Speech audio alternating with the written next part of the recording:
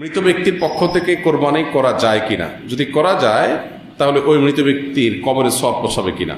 মৃত ব্যক্তির পক্ষ থেকে কোরবানি করা যায় এবং জীবিতরা মৃত ব্যক্তির তরফ থেকে কোরবানি করলে সেটার সওয়াব মৃত ব্যক্তির আমলনামায় জমা হবে ইনশাআল্লাহ তাআলা।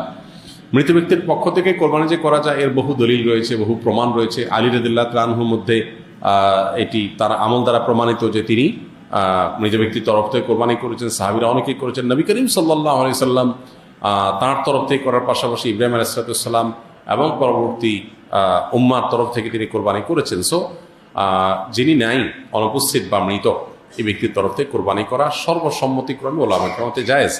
তবে হাম্বলী মাযহাব ওলামা কেরামের অনেকের মত হলো জীবিতদের সাথে যুক্ত করে মৃতদেরটা করা জায়েজ, যেটা রাসূল আকরাম সাল্লাল্লাহু আলাইহি ওয়াসাল্লাম করেছেন। আর অন্যান্য ওলামা একরাম, হানাফি মাযহাব ওলামা একরাম সহ অন্যদের মত হলো যে এরকম কোনো শর্ত নেই, বরং আপনি জীবিত ব্যক্তির তরফ থেকে একটা নাম, একটা তরফ থেকে একটা শরীক, আবার মৃতের তরফ থেকে একটা শরীক অথবা একটা পশু আলাদা করে কোরবানি করতে পারেন, কোনো অসুবিধা নেই।